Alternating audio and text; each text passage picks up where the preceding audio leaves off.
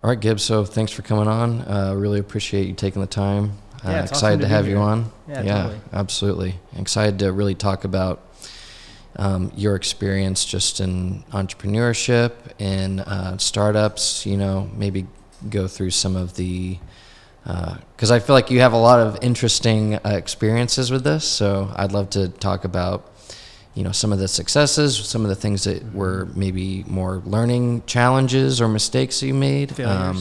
Failures, right?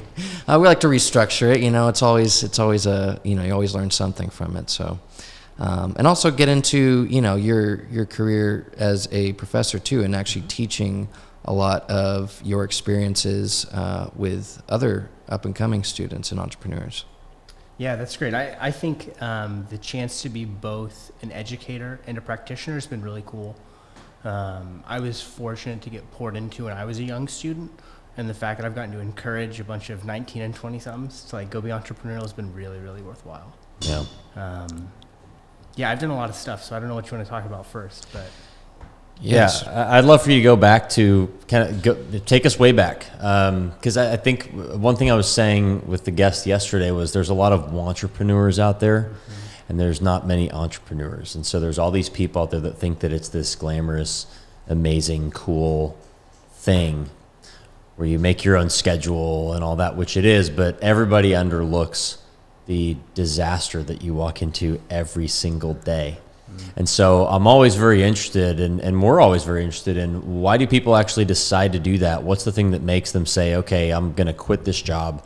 I'm not going to work for somebody anymore. And, whatever it takes, I'm going to make it happen. So what was your first foray into the business owning world? I think my first foray into what entrepreneurship was actually growing up as a kid. My dad had a steady job when my parents met. Went back to school to get an MBA right after I was born, and then actually left corporate America to start his own company. And so I was fortunate to grow up in a home of entrepreneurs, and I've learned that there's certainly some more entrepreneurs in my family.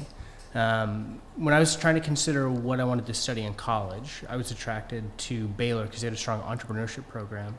And when I got there, I think by my sophomore year, I decided to start an energy drink resale company. Okay. For Ball's energy drinks. They still exist. The company had just gone bankrupt at the time. They'd pulled out of all the convenience stores and gaming centers they were in. And I really liked them. And so I wanted to find a way to have my own supply of energy drinks, and quickly learned a lot about an inventory intensive business. I had 2 suppliers go out of business. And so as I was lining up key accounts and, as a sophomore in college, convincing gas station owners to work with me, then I couldn't get anything to fill their shelves. So, that was kind of my first foray into it. But I realized I liked what I was doing. I just had chosen the wrong business. So proceeded to start other stuff after that. But I started slinging energy drinks at QuakeCon. Wow. We went to QuakeCon, what was it, 2008, I think. Yeah. It was my first foray into QuakeCon, which is the largest LAN party in the world. Quite an experience. Buying cases of 24 packs of energy drinks and then drinking them all in a day. Wow. I just wanted to replicate that and do it in college. And so I found a way to do it. That's for a crazy. little bit. Yeah. And did you, so you somehow convinced this manufacturer to give you all these energy drinks? Yeah. And then what was your plan was just to go out to gas stations and just local retailers? Yeah, so I really like what's now known as a freemium business model, but I would go to convenience stores and basically say I will give you this mixed case of energy drinks for free if you'll give me shelf space. Traditionally, you have to pay for slots on a shelf. Yeah. And I didn't have money to do that. I can't compete with Coke or Red Bull. Sure. So I would go as a small business owner and say, I will give you these, and if they sell, I want you to buy more from me. And then I tell all my friends to go to that store and buy them. So I simulated demand. Right. And so I got in 5 or 6 gas stations, both in Richardson, where I grew up, and then in Waco, where I was at school. Okay. And then one of my distributors would go out of business. And so I'd have to scramble, drive to Austin to go buy supply, or go to Micro Center here and buy them retail just so I could resell them and keep my customers happy. Wow. It was fun though. Wow. That's so great. That's so much fun. It was really tangible. I mean, like I learned a lot of lessons. I mean, working capital, like I didn't have the cash to do it. I'd sell, a case for a little bit more than it cost me, and that wasn't enough to buy two. Yeah. And so I learned a lot about pricing, about distribution, about, trying to please customers, but also balance expectations effectively.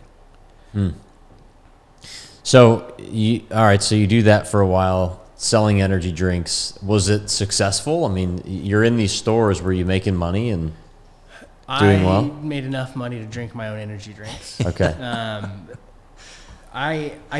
For me, I would say it was successful because it confirmed that I wanted to be an entrepreneur. Right. And it got me the chance to actually speak to about 500 freshman students at Baylor in our intro to business class. By the way, the company's name was Bear Balls. Oh my gosh. Which the students had a Q&A moment, and I got to see some of the ones that came up. They come in blue glass bottles, and I got a lot of questions about my blue Bear Balls. Oh my gosh. That was successful because it was fun. And for me, it's it was catchy. like, this is what I want to do. Sure. And I'm already getting to teach and inspire people. Yeah. Which at the time I didn't think of it that way. But that was my first foray into I guess what you call guest lecturing, right? I got to teach a day of class. Right. And it confirmed I want to be an entrepreneur. So no, financially, total failure. Yeah. But it gave me what I wanted, which Sure. was energy drinks. And it taught me a lot about what to do and what not to do. Yeah. I think that's huge. Just the fact that, on one sense it could be viewed as a failure, but instead of, just thinking, okay, I didn't make any money off of this, I'm not good at this, so I'm going to quit this. It's a complete reframe of, no, this was actually a lot of fun. I know I can get better at it. I want to continue doing that and continue taking those risks. I think that, a lot of people who get into entrepreneurship, they have, one or two things go wrong, and all of a sudden they're like, you know what, I'm out. I can't do this anymore. So that's a good point. But I would also say the stage of life that I was learning these lessons made financial success not so important because I had the safety net of being a student. Sure. So what I was doing was applying what I learned in the classroom. Yeah. I mean, if I had to feed a family, that was an abject failure. If I had a mortgage, I would be bankrupt. Yep. So I think, pairing risk and needed reward to stage of life is really important. I agree. I've had so many just ventures that were total financial failures back when I was in college, but that were huge successes out of just learning. And you're right. I mean, being able to fail is huge. There's so many people who I know and I talk to, and when I was in school, they were so worried about getting the perfect job, and they just wanted to treat college very delicately, and they never really wanted to take much risk and just go to their classes and live a nice, kind of tight, square life. And that was the time to go nuts. That was the time to fail. That was the time to try it all and sell energy drinks. And I mean, why not? More, yeah. Yeah, that's great. I've heard, in college, you don't think you have a lot of free time. You have more free time than anybody. Before. Yeah. And you have the almost total autonomy to choose how you spend it. Yep. You can take 15 hours and then go do a bunch of social stuff. Sure. You can do 15 hours and work a bunch. I mean, you can choose what you do. Yeah. And so if you're interested in entrepreneurship, why not use that time? I think otherwise you're squandering it. Yeah. Because you have no responsibility. Yeah. I agree. So, all right, so you're at school selling energy drinks in the entrepreneurship program at Baylor, which I know very well. I have a lot of friends that graduated from that program. I think Grant Cardone, he did. He went there last year. Okay. No, it was probably 2 or 3 years ago. Yeah. And I have some friends that were there on that day. And so now anytime he runs an ad on Instagram, I see my buddies in the background. Oh, wow. That's so kind of cool. funny. That's kind of funny. But no, it's a great program. It's a great program. So graduate from there, and then what? So I got connected to a Baylor alum my senior year who offered me a full ride through grad school if I could get into what was the #1 most competitive MBA program in the nation. And I did somehow. So I went to the Acton School of Business in Austin to study how to be an entrepreneur from entrepreneurs, not from tenured faculty. Yeah. Which really built upon the foundation that I got from both being a student at Baylor, running some small companies, trying stuff. But it was intense. I did basically a 2-year MBA program in 6 to 9 months. Graduated from that with an idea that I ended up going on to start, which was a hydroponic lettuce farm. So I was kind of fortunate, and then I went and got all of my school out of the way and came out, I would say, as a much sharper thinker and with an idea that I'd been able to test, both in talking to customers and also create a plan, financial model, all that stuff around it.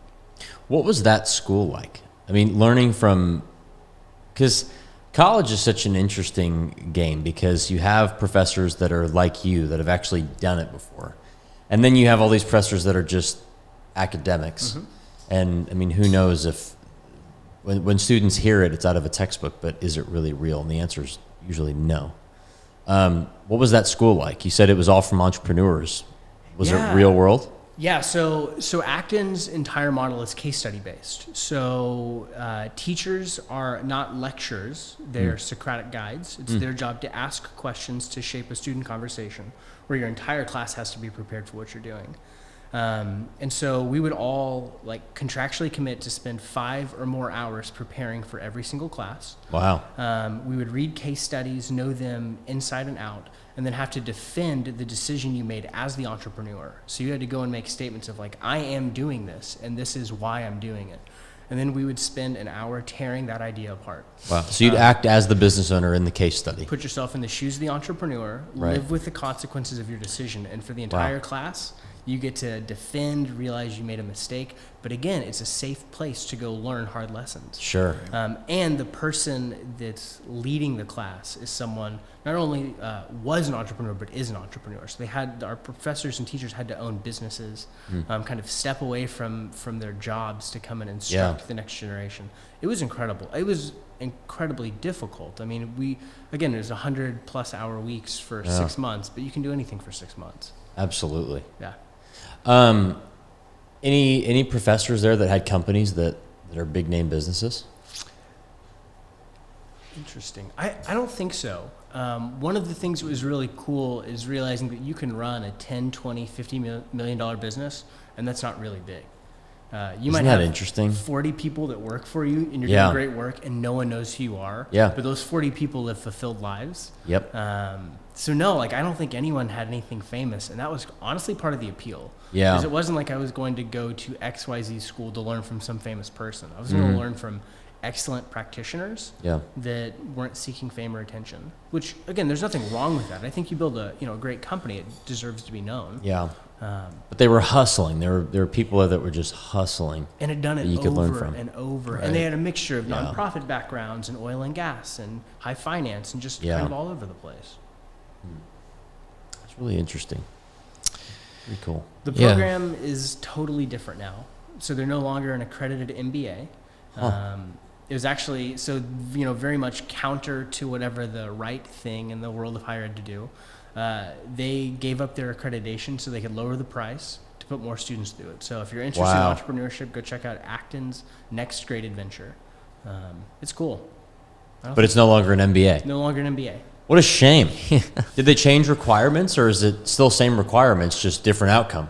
It better be less requirements if you don't get an MBA at the end of it. I think it's just as hard, and you just don't get a piece of paper. That sounds terrible. But if you want to be an entrepreneur, go put yourself in the fire and learn. Yeah. Right. Yeah. Is it an expensive thing? I think it's like $25K. So wow, I could blow that much money on a business idea in a few weeks. Sure. We could probably do that on some more podcast equipment. Yeah, absolutely. exactly. That's great. That's really cool. So I want to know more about this lettuce farm. Yeah. So talk about that. Where did that idea come from? So, like I mentioned, my dad is an entrepreneur. Yeah. And when I was in high school and early college, he was getting really interested in the intersection of agriculture and technology. Okay. He had a background in information technology and was looking at industries where we underutilized kind of those assets and did things really manually. And high-tech food production was something he figured out was a cool intersection. So for a long time, he wanted to start a hydroponic tomato farm. There's some really big competitors around Texas. And so in talking to our customers, they encouraged us to look at lettuce and leafy greens as the product to grow utilizing the same technology. Okay. And so I kind of went from using my energy drink company as my example for all my class projects to, well, how would you market lettuce? You don't see commercials for it on TV. Yeah. Right. You know, how do you know where your food is grown? Yeah. What does sustainability look like? And so I started to apply some of these concepts in class to this idea and ended up bringing it into Acton. And basically said, I think that there's a viable business model here. I just don't know what it is. And so kind of through the course of that program, I learned, I'll say, the non-growing operational side, so distribution and a lot of that, and then had to figure out how to grow food. So I decided to go to the University of Arizona. They had a short course in lettuce production. I know. I was a Sun Devil. Yeah. Well, I didn't. I'll allow it. They have a really good controlled environment agriculture program. It's a great school. I almost went there, so it's okay. That's good. Well, I did 1 week how to be a lettuce farmer course. Wow. Came back, raised a bunch of money, and then learned how to do it on the job. Yeah. Which was really cool. I grew up eating pretty healthy. I think it's an important I don't know, just thing to understand. Like, you can eat nutritiously for relatively cheap. Sure. And so the idea was to bring the highest quality food distributed within about 200 miles of where it was grown, fresh daily. And so that was the idea that I then had to learn how to go do, because I convinced a group of investors to give me close to $1 million. And did it. We were able to open a computer-controlled farm in Waco, distributing lettuce kind of from Houston to just north of Waco, through HEB, Cisco Foods, a bunch of restaurants. Wow, that's amazing. But I went from, selling energy drinks, which was a distribution business, where I had difficulty getting steady supply, to actually growing and supplying things on my own, and then using those distribution skills that I learned through there, albeit in a very perishable, delicate product of lettuce. But Right. yeah, it was awesome. There's so much to unpack there, because so many people out there that want to start, and I talk to these people all the time. Like, once they know that I'm doing something, or people that know me or I grew up with, they always are coming to me with some kind of business idea, and my answer to them is usually don't do it. But I think everybody loves to figure out, okay, how did you take your idea and then get people to actually write a check to you? And then once you did that, how did you actually take that money and install it into a company that actually did something, where you actually had people that were manipulating things to create a product? So how did you go from that idea into, because it looks all clean and pretty, but how did you actually take it from that idea to raising money and then to turning that into a real working business? I would say I would do it totally different the second time. But I would too. But that's just part of it, right? Yeah. So to answer kind of the how was I able to raise money, because I still have no idea why anyone would invest in farming. Vertical farming, I mean, like, the industry's changed, but in 2013 it was not robust yet. When I was a student at Baylor, I was an analyst for the Baylor Angel Network. So we have an investment group that all of the analysts are seniors, pretty competitive program that taught me what investors are looking for in an entrepreneur's presentation. Sure. And out of that, I made pretty good relationships with a number of investors. And so I actually got a call from one of the guys I met there that said, hey, I know you finished school. Do you have any ideas that you're looking at? And so while my dad had done a number of pitches, like, I did the impossible thing and pitched once and walked away with a check. Wow. I haven't been able to repeat that. But I would probably keep that part. That was pretty nice, not having to raise money. But, I understand that, especially for a young entrepreneur, investors are investing in people, not necessarily ideas. 100%. The trust that person is capable of changing, pivoting, tweaking an idea because they're resilient and they have to be. And so, the reason, like, how and why I did it is because there was no other option. I just got a master's degree in entrepreneurship. That screams unhirable. I mean, maybe you guys can help me with that. But I literally went to school to not have an app for you. I I mean, again, I didn't know anything about how to grow lettuce. Yeah. So we had my youngest brother start an FFA chapter at high school. Wow. We took a couple $1,000s. They had a greenhouse there. We built a little miniaturized version of what we do. And his class project as a senior in high school was to grow lettuce using everything that we had learned. And that was successful. And that was literally the product we took to our customers who said, yeah, if you can do that, we would love to buy some. So we effectively rented space. Yeah. At your raised brother's money. high school. At your brother's high At school. my brother's high school. And he proceeded to go get a degree in agriculture and economics because he enjoyed it so much. He wanted to come and like join forces with us and do what we were doing. Yeah.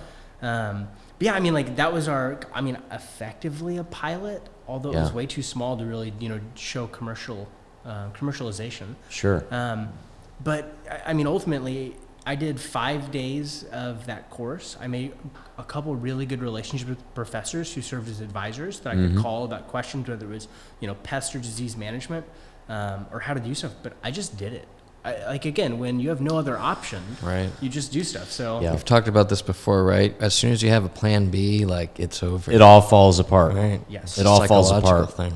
We've talked a lot about this. There's entrepreneurs that are, I think, the entrepreneurs out there that they start something and they say, well, I just want to try it out. If it doesn't work, I've got a backup plan, or I don't want to put all my money into this because I don't want to lose it. And that screams you don't believe in your product. Yeah. You don't believe in what you're doing. I mean, because if you believe this thing is going to make waves, you should be all in. you'd be willing to go homeless for it. Yeah. So, and that's something that, I think it scares people at different levels. But I love that you were all in and you had no other option but to succeed.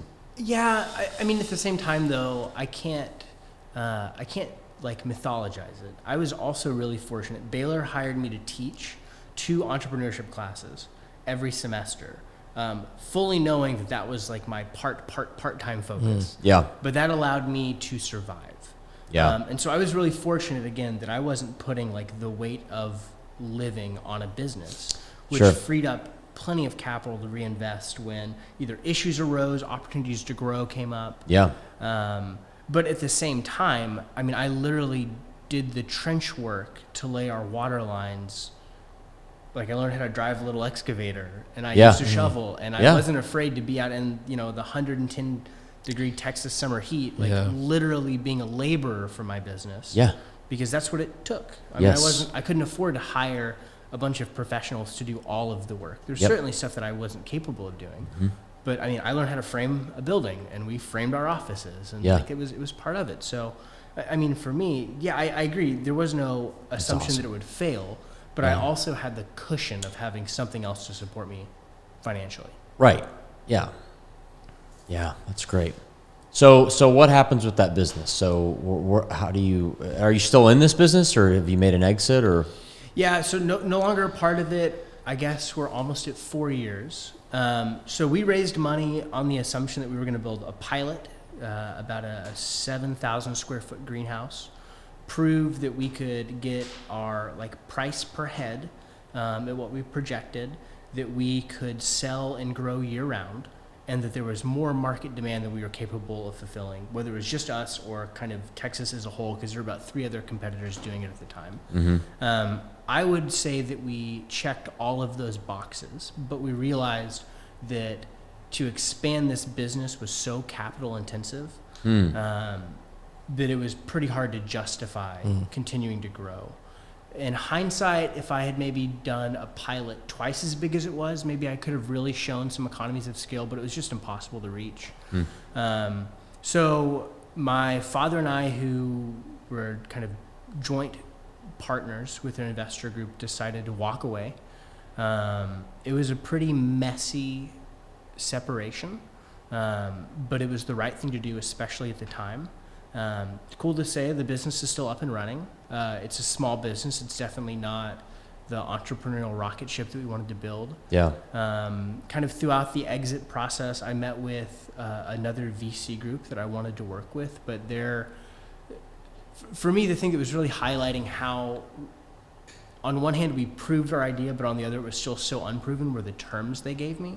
They wanted 80% of a business that I viewed as profitable if you removed ownership salaries. Wow. And again, it was a pilot. It wasn't made to like pay people living wages. Yeah. And so I just couldn't stomach like having already endured 4 years of busting my ass to get to this point. Yeah. To then go give up 80% of it and have to split 20 with, some of the key employees we had, my dad as a partner. Like I wasn't interested. Couldn't do in it. that. Yeah. No. So, I ended up, effectively selling back everything that I owned for nothing. But we had personally guaranteed all kinds of debt. We had distribution vehicles, and we were really trying to build for the future. Yeah. And so I was able to get all of those burdens released from me. And so for me, Yeah. You walked away clean I from it. walked away clean. And it was, family business is tough. Yeah. Entrepreneurial family business is really tough. Sure. And so for me, the ability to be friends with my family after the fact was more important than getting a check and saying, oh, look, I made it. I sold my first company. I can Yeah. say I sold my first company. Yeah. I think I got like $2,000, Yeah. but I sold it. But you And sold that's it. all that matters. Sure. I raised a bunch of investor money, then sold the company. Yeah. That's what I tell my students. They think that I'm crushed it. That's great though. How do your students respond to when you have these kinds of stories? I'll bet they love it. Yeah, Just to be able to hear that real world experience. Definitely not the best teacher, but I think that my students really enjoy me because I come in kind of like my teachers at Acton. Like I would literally come in to teach class after gluing PVC pipes together to run irrigation lines, and smelling exactly like you expect. Or I would have to leave class early because I had to go make a key delivery to a grocery store, nearing like a Thanksgiving when they needed 10 cases of lettuce last minute. Wow. And it was real. It's like, hey guys, I respect your time, but this I got lettuce to deliver. I have a business to run. Yeah. Y'all want to come and work for me for free? I'll give you each a head of lettuce if you want. Yeah. You want to come be an entrepreneur for a day? Right. I think that it's unique. To your point, not most people that teach aren't current practitioners. Plenty are, but they aren't Sure. all that way. So Sure. It's really interesting. What were some of the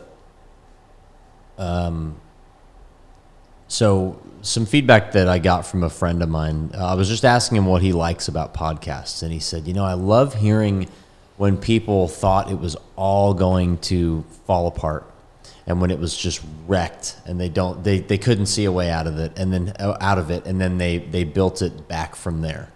Did you have those moments laying awake staring at the ceiling fan and thinking, oh my gosh, what have I done? I'm going to lose this person's money and how am I going to do this? I'm not qualified. The things that we all think. Yeah. Did you have those moments? there's one that immediately jumps into mind. So again, no real background in farming. We've been really fortunate that all of our plants have grown really well. And then one morning I came in and there was this like fine white powder. Probably had 40,000 live plants. Wow. And like 40,000 plants. And half of them have what we turned out was powdery mildew, which will just wreck them. And so immediately it's like, who can we call? You know, what can we spray? We don't use pesticides, so I'm not going to, like, I had the internal question of, am I going to compromise what we've said our business is about? Right. Pesticides, no fungicide. Yeah. Can I just do that and not tell my customers? Right? Yeah, 'Cause it'd be sure. an easy fix. I could literally go buy something, spray it, and be done, but I knew that I'm a liar now. Yeah. I could throw everything away, but how am I going to make up for that revenue, especially in Yeah. the early kind of proof of concept time? You can't do it. We found out that we were trialing some basil plants, and basil was super resistant to powdery mildew. So we literally scrapped a few hundred plants, planted this gigantic wall of basil that stopped it dead in its tracks. Really? Did it take it off of the plants that had it? We learned you could spray like garlic oil Okay. on the lettuce. It's not a pesticide, so we didn't compromise on our values. Right. It just pulls it, like sticks to it, pulls it off the leaves, goes into our water system. We get a great UV filtration that killed it. And then the wall of basil stopped the spread. Wow. And I mean, it was Stop like, the spread. Maybe we need some basil. man, if we just all wore basil masks. Let's all wear basil. We cured it. We found it. But it was a good, like for me, it was a good moment of, am I going to compromise on the kind of the morals, right, that I founded this business Sure. on? Or am I going to have the humility to like call someone and say, I don't know what to do. Is there a solution that will work? And again, thankfully I had a board of advisors and people that I could do that for. Yeah. But yeah, I mean that, like I figured we were done. I mean, I can't imagine having to throw out our entire crop, call every customer and say it'll be 50 days. Please to grow wait, more. Please wait, it'll be back. Yeah. It'll be just as good. No way. They'd go somewhere else. They'd go somewhere else. Yeah. So. Wow, that's such a good story. Yeah. What did you? I mean, that had to have felt terrible walking in there and seeing that. Wow. I mean, all of my employees are there. They're like, "What is that?" It's like, I don't know. And it doesn't look good. Yeah. How did you figure out that the basil and garlic would work? Ironically, the basil said it on the seed packets. When I looked at it, Wow. it said it was disease resistant. But again, this was, so one of the guys that that helped us get started was the guy that built Epcot. Okay. In terms of the hydroponics stuff there, he's a salty old guy that had done hydroponics around the world. Okay. And so he was able to answer our questions in like 8 seconds of, like, I've been there, done that, use this. Right. Garlic. Which was so good. He's like, yeah, this, technically isn't considered a fungicide. It'll take care of the problem, but you might have to do it a bunch. And it was just like, awesome, thank you. Yeah. Like, no amount of Google searching would have told me you can spray garlic oil. Just some experience. Just experience. Yeah. Do you think that a lot of entrepreneurs they don't have that humility? There's too much pride out there in the system?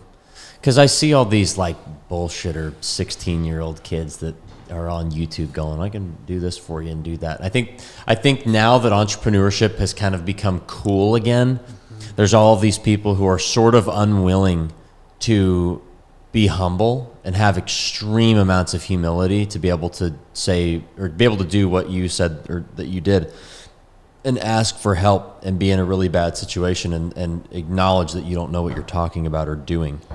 Do you think that is, I mean, did you ever have kind of that struggle?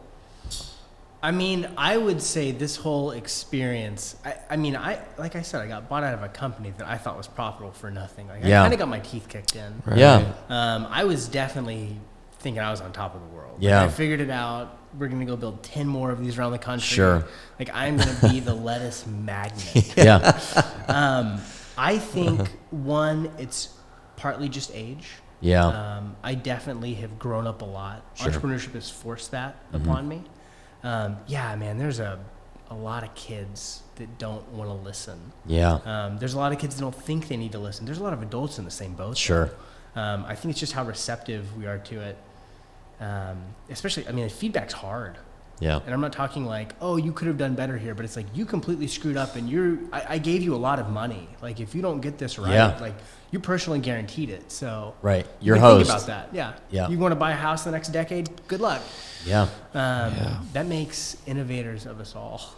So you start spraying garlic oil, praying that it works. Yeah. And calling customers and saying, hey, it'll be a couple days late. Right. Might be 50.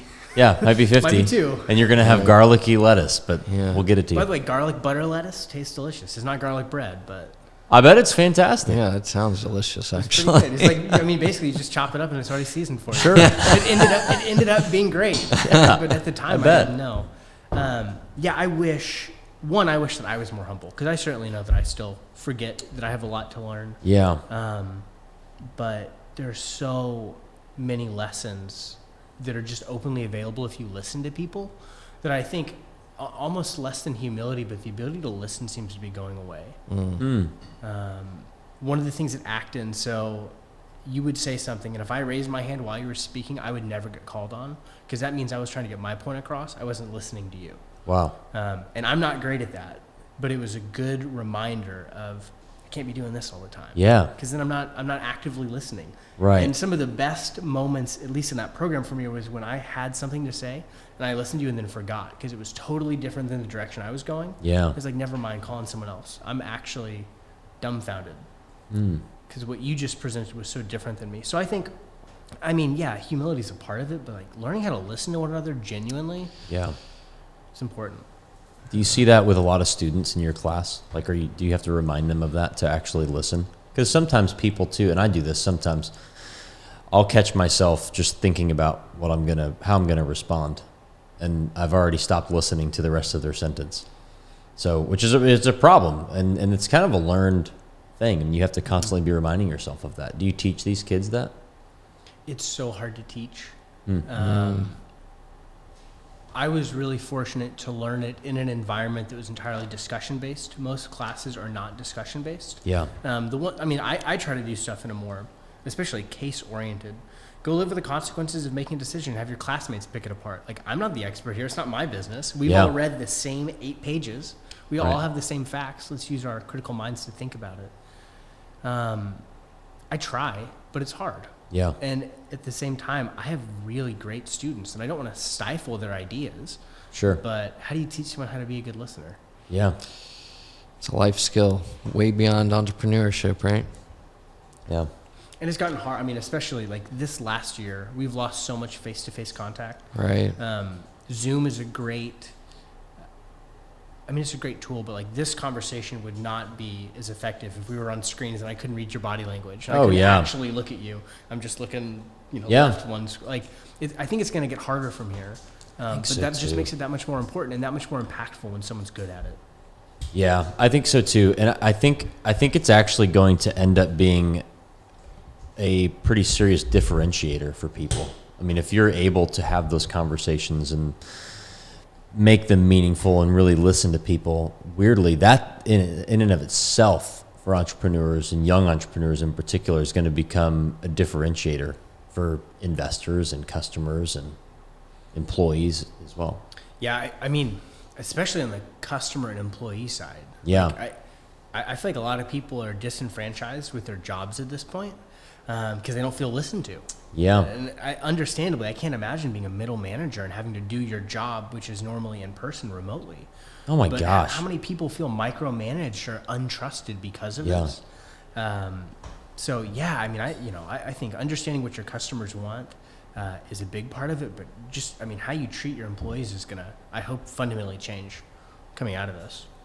What do you think is the direction that it's going to go as far as a company treating their employees out of this? I mean, how do you create a culture over Zoom? How do you run meetings over Zoom that are effective? How do you have one-on-ones and true connection with your employees over a Zoom call? I mean, we get to see each other every single day. I mean, if we were an organization of 100, 500 people, that may look a lot different. I mean, we may have to be from home all the time. I wonder if part of the answer is in the employee size numbers that you just said. Mm-hmm. Are we going to have a bunch of really functioning 500 people companies anymore? Right. Yeah. Or is this going to really show us the need for smaller, agile, efficient teams? I mean, especially now, I mean, one of the things I think will happen is remote work will be much more acceptable. Yeah. I think, how about we cultivate an attitude of just get your shit done? You don't have to sit at a desk for 8 hours a day. Mm-hmm. Like, that's the kind of stuff that I'm really excited to see. Yeah. Because when I can get everything done in 4 hours and then have free time that might allow me to focus on something I'm passionate about, that makes me a better employee. That makes 100%. Me a better business owner. Let's make that the culture, and let's do it on a smaller scale instead of trying to manage. I mean, it'd be awesome to build $1 billion company, don't get me wrong. Yeah. But right now, thinking about how to lead a team to get there this way, I'm not interested. Yeah. I'm not equipped for that. Yeah. It's hard. It's hard. I mean, and just thinking about our business, I mean, we've just recently all come together. I mean, we're 8 people, and up until about 3 months ago, we were all remote. Mm-hmm. And just even that small group, it's great, but it still is hard. Yeah. I mean, going, all remote, not being able to just lean over and say, hey, Josh, can you, get this, or can you design this, or what do you think about this? It's difficult when you're having to make phone calls and Zoom calls and, oh my gosh. Yeah, I mean, I think the ability to read body language is also big. I mean, maybe we'll just go to full body Zoom calls where we're all standing. Maybe so. I can see, I mean, that would be better than just my your face. Yeah. Yeah. We'll definitely prevent some people from getting caught, doing things on their Zoom calls that are not appropriate. Some whatsoever. no pants calls. I mean, yeah. I mean, I guess when the mood arises. Right. No pants calls. So you did the lettuce, and I remember, I'm in contact with you kind of off and on. I would hear about stuff, you're becoming the Lettuce Magnate, and then, I would come back in contact with you and talk about this recent endeavor that you started. How did you get involved in that business? And, what kind of lessons have you learned or things have you taken with you from your previous experiences into this? Yeah, so I've spent the last, I'd say roughly 2.5 years building a company that is a nonprofit, for-profit partnership, specifically looking at how to impact aspiring student entrepreneurs. Our CEO and I co-taught a class together at Baylor for maybe 2.5 years, maybe, 5 semesters. And so, and getting to know him, and then he getting to know I and kind of where we sat, student entrepreneurship clearly mattered to us. And so, our idea has changed so many times, kind of getting to where we are, but the core of it is there are alumni with both knowledge and funds. You have students that need knowledge and funds. Yeah. How do you pair them up in an efficient way? And how do you do it in a way that's rewarding for the university itself? And, just trying to align all three of those interests, ultimately with the eye of having students start companies either before or after graduation, instead of waiting. The average age of a founder is 42, right? So instead of waiting 20 years and having all the obligations that come in there, again, go try it when you're 22. You might fail, and that's okay because you don't have that much risk. You don't have a family, you don't have mortgage, you don't have all of these things. Yes. So this really came directly out of a class that I first got hired to teach at Baylor called Accelerated Ventures, where we gave students $5,000. Wow. Said, you got to be profitable in a year. That's great. How cool is that? It was cool. Wow. We had maybe 3 or 4 over the whole program actually achieve it. A lot get close, and a lot realize, I'm not meant to be an entrepreneur. This is a lot of risk. So in doing that, from a company side, we said, we're not going to give kids money, but we might pair them with an alumni mentor or mentors and then find a novel way to get them some money. Yeah. Because I found handing someone, a check is not necessarily a good use of either your money or their need to learn something. Sure. Handing them 1/10 of that check and saying, when you accomplish this, I'll give you some more. Yeah. People get creative, right? You don't need to spend $10,000 to start something. You can spend $1,000. You can learn a lot of lessons for $1,000. Yeah. So it's kind of the crux of what we've been doing. We've been really fortunate in that schools have been receptive to it. So I would say pre-COVID, we really had one university. Everything we do is licensed through the collegiate licensing company. So we can, use school logos and all of that. So we had one school we were licensed for, and I want to say to date we have 53. So the last 9-10 months have been just rocket ship growth of adding schools, primarily because COVID has hit universities so hard. Right. People aren't necessarily donating money. Students have had a really unusual experience, and so we wanted to try and roll this out as quickly as possible. Again, now is the time to be an entrepreneur. Yeah. If you look, some of the biggest companies we have were started in moments of economic uncertainty. That's right. Yep. So trying to really not just ignite, but kindle that spark. Yeah. Thankfully, universities across the nation has kind of been our focus. Wow, that's great. I really like that. So you go into these schools and you sort of pitch this program to them.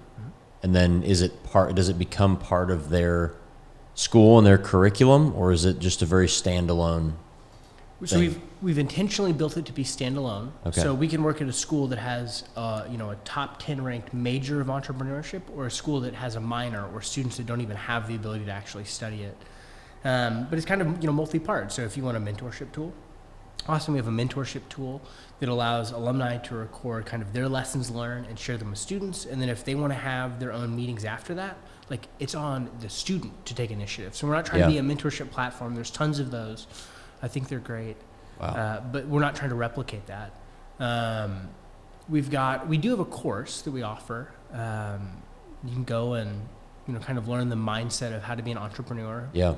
Really focused on how to bootstrap early on. Right. There's a lot of great books on it again, but we wanted to do it in a way that could plug into a school's curriculum. Yeah. And then really, I mean, the vehicle that enables all of this is we design these cool tartan patterns for every school we work with, and then sell those products to their bookstores online. But close to 20% of every sale we make goes back to fund scholarships and other things at the school. Grants for programs like the Accelerated Ventures class, where you can give students some money to go launch. Really, the intent there is, and what is a big revenue generator for us will immediately turn into a tool to propel ideation and execution. That's really neat. That's a cool program. And so you guys have grown a lot during this, like you said. What are some of the schools now that you're in that are well known? I mean, 50, that's a lot. There's a lot. We have some really big SEC schools that we've both closed and are working on closing. We've got, I did a cool map of this the other day. We have schools from California to, I guess, Vermont is as far north, and then Texas to, I think, North Dakota. We've actually spread this across the country. Wow. Yeah. And it's not, we started with what schools have entrepreneurship programs, and we realized only focusing on those is too limited, because honestly, some of the best students I've had in entrepreneurship aren't business majors. Yeah. They're like family consumer science folks that want to do fashion. Yeah. They're like, well, I don't want a job. I'm going to take these skills and apply it. Yeah. Well, they don't have a business education. So they can take my class, and I can try to teach them some skills, or we create a curriculum for them to do the same thing. So, we've really tried to, I would say, not have a lack of focus, but this is meant to broadly impact anyone that's interested. Yeah. So, we're all over the place. Yeah. Yeah. And how long is that course? You can go sign up and take it. I think it's probably like 15 to 20 hours. Oh, okay. It's not, it's of course not end to end, but it's at least a starter. Yeah.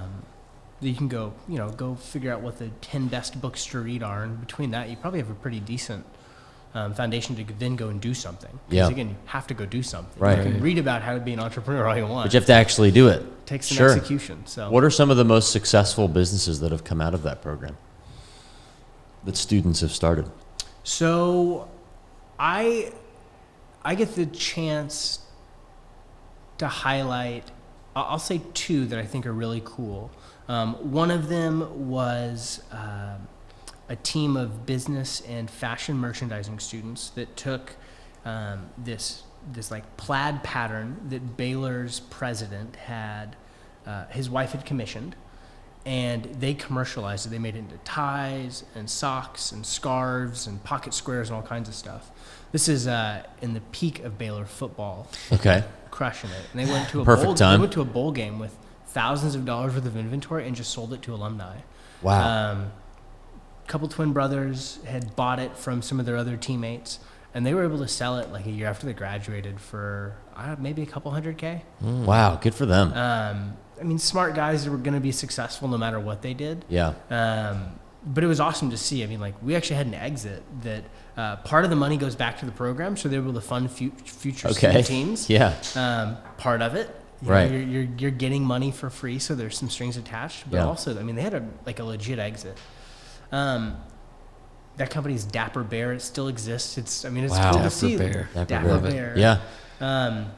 The other one, I don't even remember what their actual idea was, but one of my former students has gotten into the 3D printing with concrete business, and they are making houses for people that can't afford houses. And they're printing them. 3D printing them. Wow. I want to say he's like the CTO and co-founder, and I had no idea. They had like a cool idea in my class, but he went on to launch this business, and it's like, oh, you should have just done that.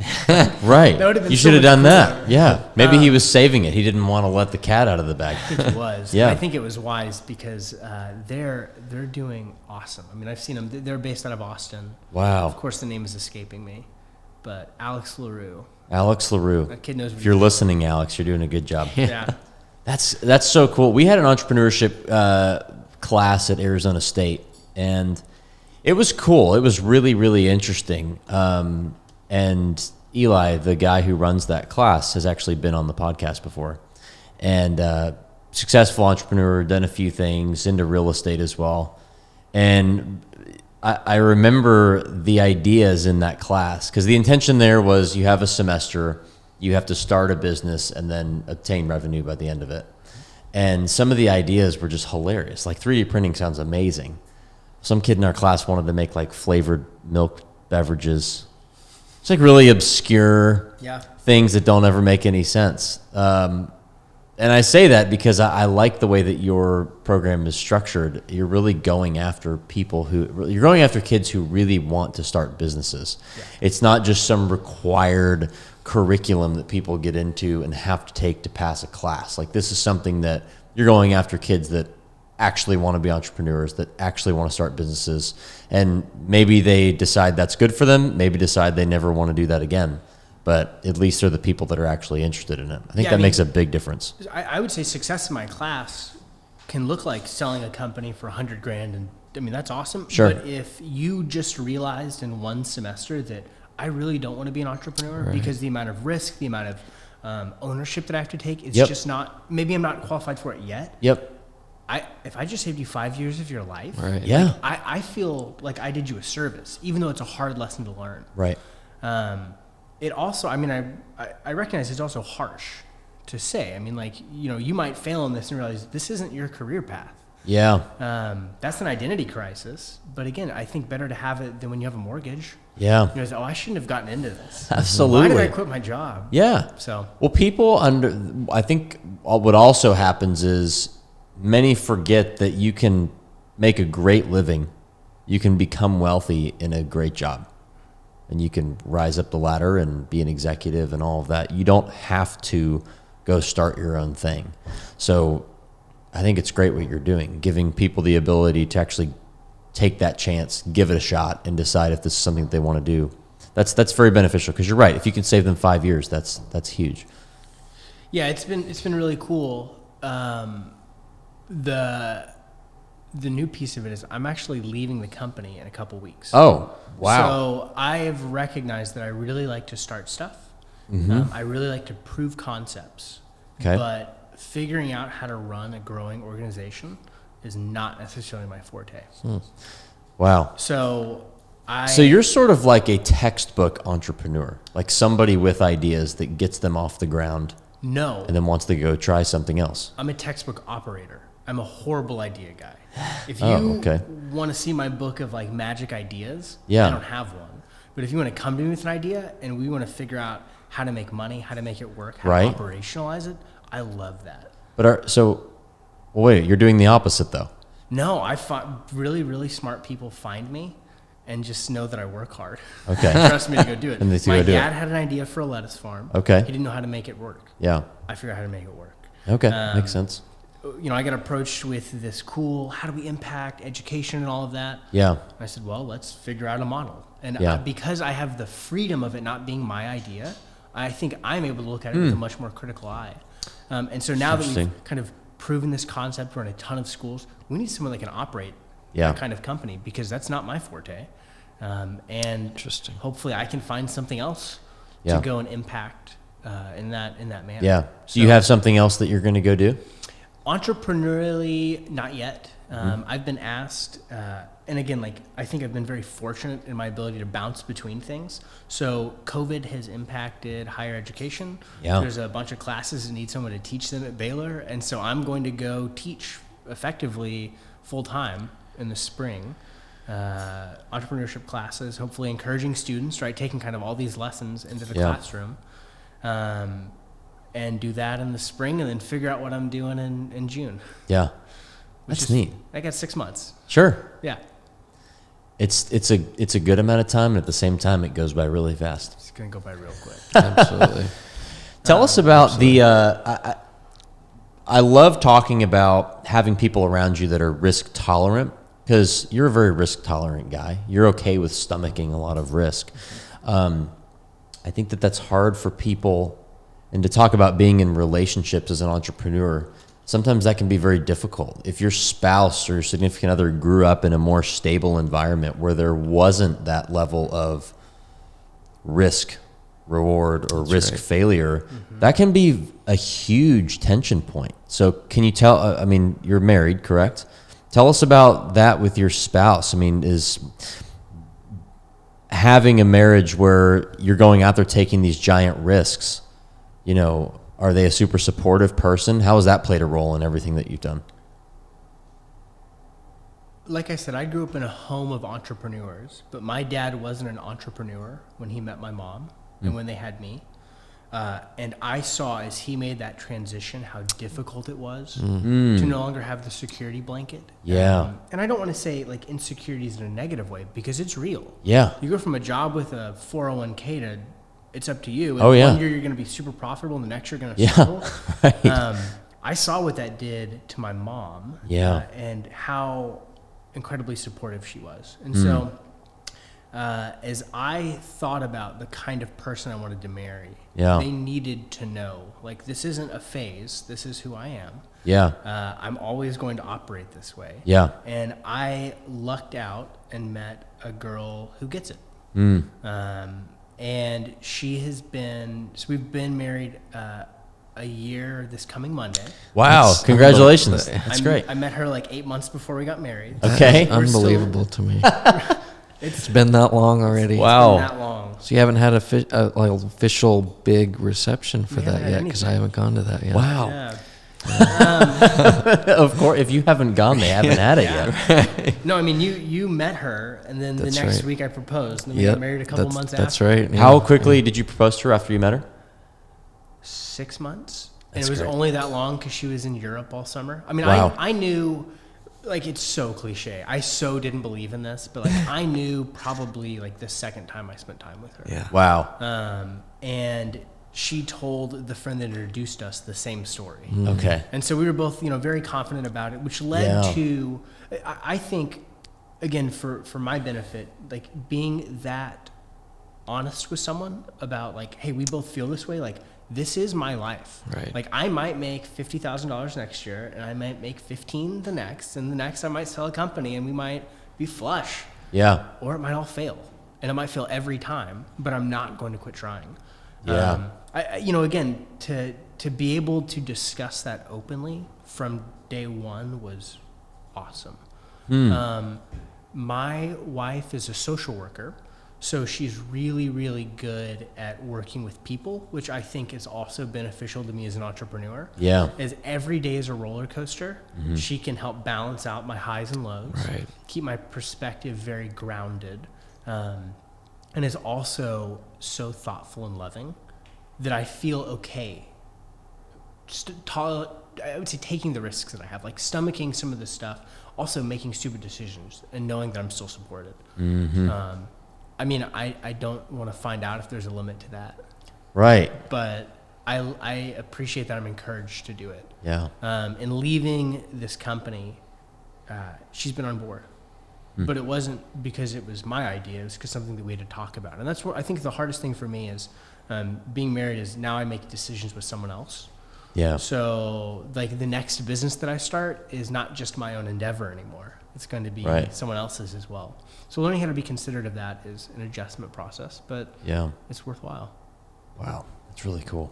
Married a year. A year. That's amazing. After 6 months, engaged. Oh, and What a and cool story. He proposed to her a week after our other friend's wedding. So Wow. Mm-hmm. they were already going off on that high So, from like, the wedding, which was fantastic. All Yeah. of the guys that I grew up with and respect, and I'm still friends with, they had not met this girl. And Okay. We showed up in Santa Fe Yeah. at one of our buddies' weddings, and that was her introduction. And she hit it off so well. For one, it was like a good Right. moment of like, okay, this is good. Right. She didn't know. I already had a ring. And I was Wow. like, well, I can't steal the thunder from I can't do it here. I can't do it here. So the next weekend, I was like, all right, Wow. tonight's the night. Yeah. Wow. And it was spontaneous, by the way. I did not plan to propose the night that I did. Really? She's a musician. I hadn't heard her play guitar and sing in probably 4 or 5 months because she was in Europe and she was finishing her master's degree, and so she started playing music by a campfire. And Were you with friends or was it just you guys? it was so my next door neighbor and the two of us. Okay. And I was like, hey, I'll be right back. I got to go to the bathroom. I got to go get something. I went back to my house. Yeah. Grabbed a ring and proposed right then. Totally on the... Wow. Yeah. Had you guys talked about getting married? For sure. I mean, I surprised her when she was coming back from this summer abroad to ask her dad if I could marry her, do it very properly. So, I mean, she knew, but she didn't know it was going to happen like the week after. Right then. She meets all my friends and do a party for 3 days. Right. Wow. That's so neat. It's awesome. There was, there's certainly a season of my life where I didn't think it would happen. Yeah. I'm too risk tolerant. Like, I am all over the place sometimes. Yeah. But here you are. Catherine's the best. So Wow. Shout out. That's Shout great. out to Kat. shout out. That's great. Hey, That's Kat. my sister's name.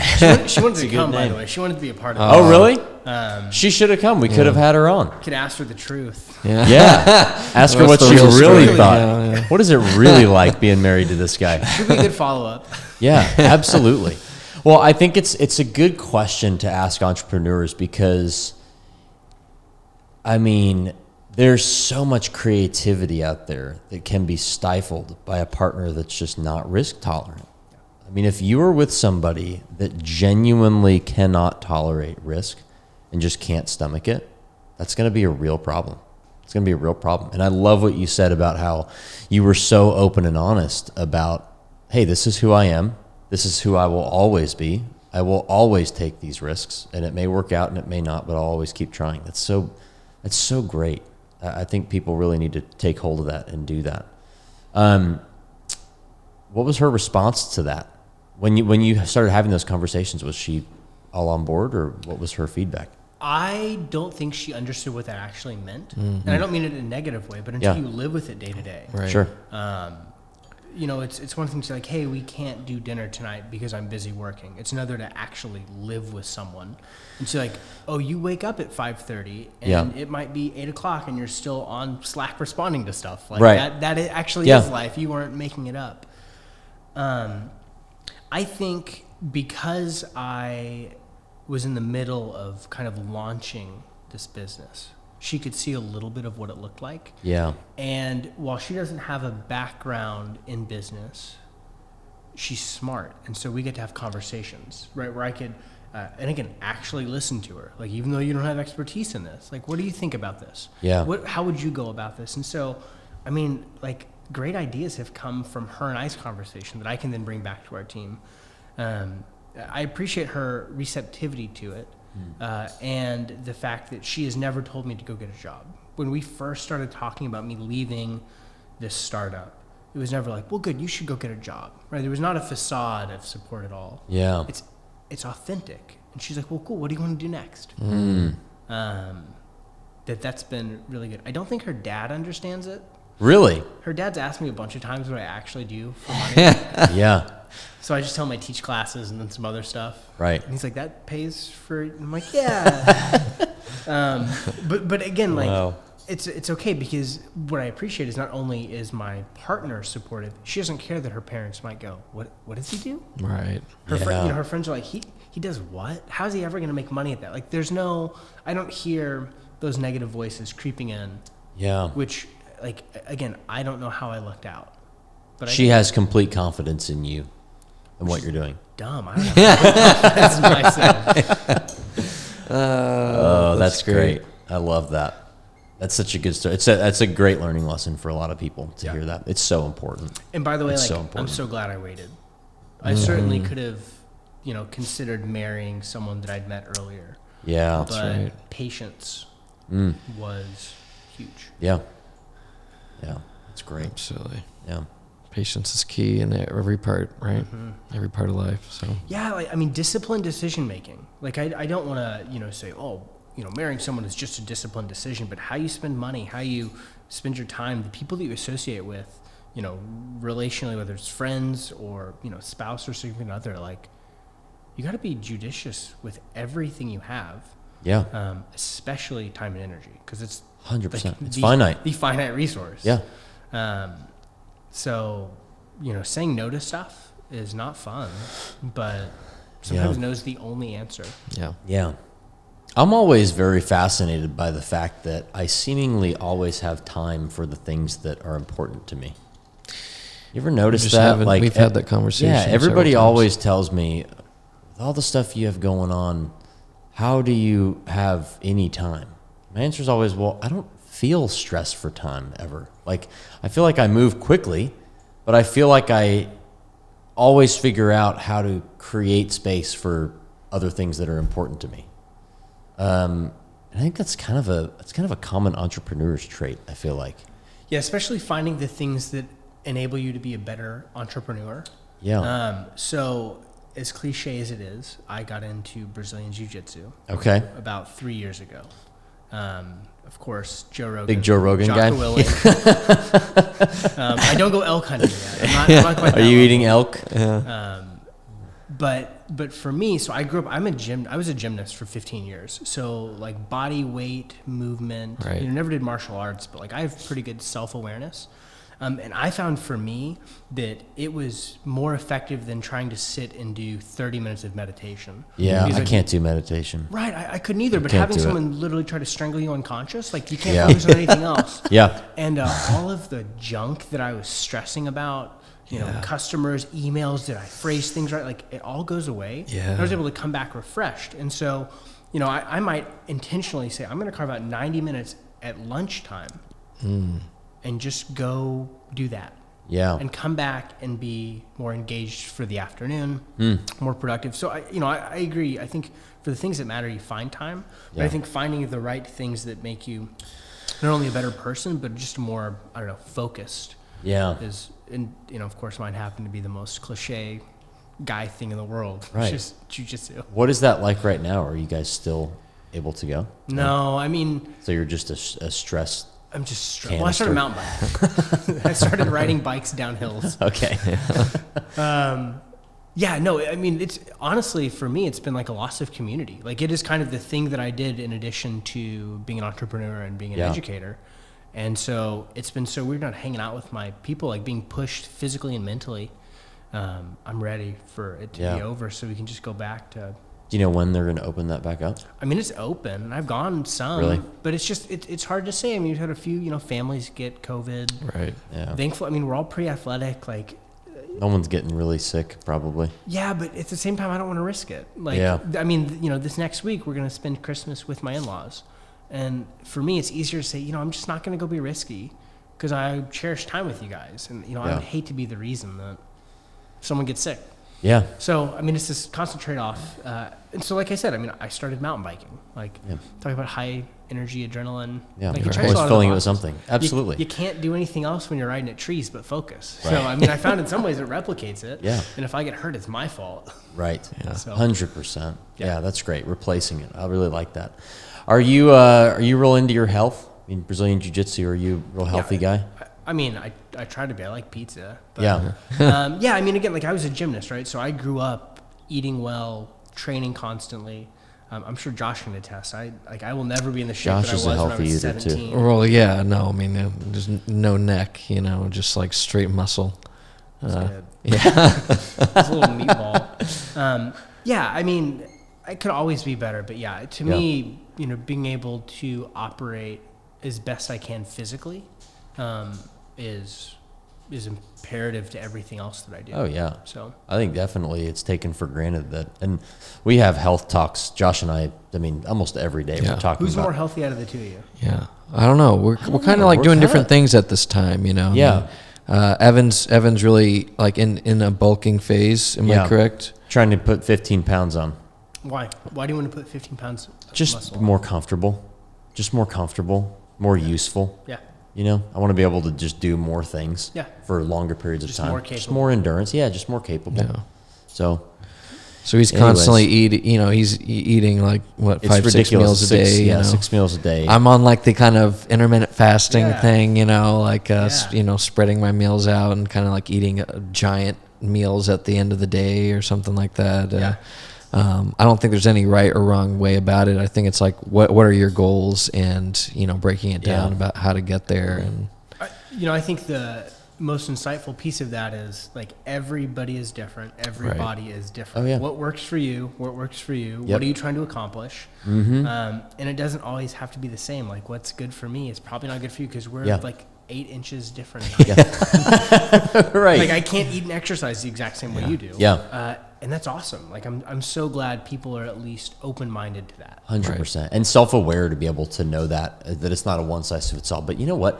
I think there's so many different things that I'd love to talk about in the world of health, but it plays such a huge role just in your everyday performance as an entrepreneur, as somebody who owns a business, who works in a business, as just a spouse, it's highly underrated, I think, sometimes. And everybody knows that it's important, but I think that there's a lot of folks that they don't actually know how much they're missing out on until they make a big change.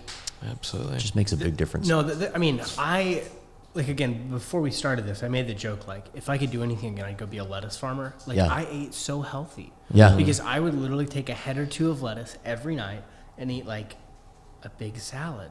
Yeah. And when that was a staple, like, well, gosh, if I'm going to eat that for dinner, I probably shouldn't have a beer. Yeah. Oh, okay, well, since I'm not doing that, I should probably go to bed a little bit earlier. Yeah. Well, I'm not tired. What am I going to do? Am I going to watch TV? Well, that doesn't feel productive. Maybe I can read. Like, all of a sudden, just the decision to eat something that I had to prepare and I grew and I was proud of, that I knew was good. Yeah. All of a sudden, I started to make better decisions. And obviously, like, I also think life is about balance, right? If you try to live that lifestyle all day, every day. Yeah. I mean, some people can, and more power to them, but Yeah. I like to have fun sometimes, too. I'm going to go to Santa Fe and party at my friend's wedding and, and not worry what my mom thinks if she watches exactly. this. Drink Shout out all to of- Dawn. We love all you, of the Dawn. beers. Yeah, I'm sorry, Mom. It was worth it, though. You have to. I agree, but it's so important for just how you function as a person. I mean, if you can have more energy than everybody else, and if you can roll in and have perfect energy and sustained energy all day long versus wanting to go curl up under your desk and take a nap at 1:30, that's a huge advantage. Yeah. That's a huge advantage. And it's so funny because we just abuse caffeine as if that's the answer. Yeah. I mean, like, it's just interesting to see. Mr. Energy Drink Mr. guy. Hey, exactly. I grew up, though, right? I got out of that business, started eating lettuce That's all the true. time. You got out of the business. No, I mean, you're spot on, though. Yeah. The ability to have consistent energy is, again, especially as a founder. I mean, when you have people that are like looking to you for direction, if your mood swings when you're hungry or not hungry, or you haven't rested, or like you're not taking care of yourself, Yeah. that's not a fun person to work for. I've been that boss. Yeah. And I've had those bosses. Yeah. It's very true. That's good. Well, this has been fantastic, Gib. We definitely want to have you back on, and we can definitely dive super deep into all the health and wellness stuff, and keep going on forever. But this has been fantastic. Yeah, So- this has been great. One more question I want to ask you. Yeah. If you were, and you're with young students all day long starting businesses, if you could go back to yourself when you were first starting out, maybe some mistakes that you made, or what's the one thing that you would tell people in beginning to start a business in that early stage of life that you wish you would have known? So I didn't talk about the stupidest business that I ever started. Okay. The answer to your question is do something you're passionate about. Yeah. Whether you think it can make a bunch of money or not. Like, So genuinely true. care. So true. If you really care, one, it'll be easier, and two, you probably will figure it out because Yeah. you care about not just success, but doing something important. I started a business called myweddingconnector.com. Okay. And it was 3 straight dudes Okay. that were not in relationships. Okay. That learned a lot about Google advertising, like back in the early 2010s, and said, "Awesome, we can buy, bride-to-be's information for very cheap, and then sell it for a lot of money to wedding photographers, like people that are planning their own weddings." Sure. It seemed like a great idea, and then I went to my very first wedding convention, and I hated it. I was so not passionate about it. Yeah. I started something because I thought I could make a bunch of money at it. Such a good point. The way that you approach it, again, like I think something profitable is important. I'm much more prone to for-profit, for-purpose than non-profit ideas. Yeah. But regardless of how you'll structure an entity, like just care. because the moment I hit a roadblock, I'm like, I'm out. I'm out. So true. And it was like, it wasn't even hard. It was like, oh, finally I'm relieved of this burden. Yeah. I mean, if I had money from someone else in that, that's being a terrible steward of a gift I was given. Yeah. If I had 5 other people along with me, like I just wasted their time just as much as mine. So yeah, I mean, it always starts with like passion. Start there, figure out how to make money later. Yeah. It's really good. So important. Well, thank you so much. Thanks for having me. This has been great. It's great to meet you. Yeah, you as well. I've really, really enjoyed this, and I'm excited that Josh connected us, and we all got to sit down. And I mean, I think this will be a great connection. I'd love to just, keep in contact with you and pick your brain. I'd love to be back. This is fun. I'm excited to see your guys' continued growth. Yeah. And it was good to talk about something more adult than our conversations. Absolutely. I think we were talking about our boxing days back Right. in Yeah. high school. Yeah. Good old. That's okay too. That's all right. That's so fun. There's a all time about and place for everything, Yeah. right? Yeah. So. No, this is great. Thanks for having me out. Thanks so much, Gib. Appreciate it.